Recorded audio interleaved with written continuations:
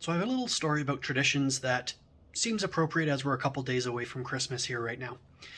And what would happen in my household is we would have Christmas dinner either at our house or at my mom's parents' house. They're my grandparents. My dad's parents were also invited to it each year. And then on Boxing Day, we would go to their house, both my parents and both sets of grandparents, and have dinner again. This happened every year for as long as I ever known. When I became older, my grandparents were getting ready to move and I actually purchased their house. So now I lived in the house that I grew up as my grandparents' house. Came to Christmas and I thought the tradition needs to live on. So at that stage, one set of grandparents did Christmas Eve, my parents would then do Christmas Day, and then I would host Boxing Day dinner. So we would have these 3 days with family, which was great. But as the years continued, I started to find that we were running out of things to say.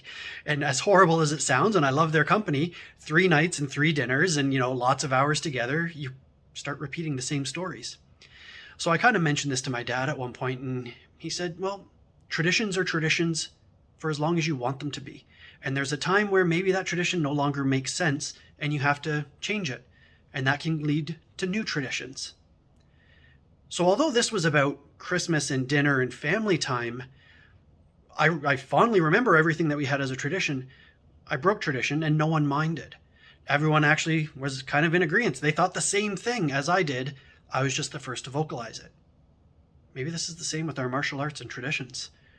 Traditions are there until we need them, but some traditions should end so new ones begin.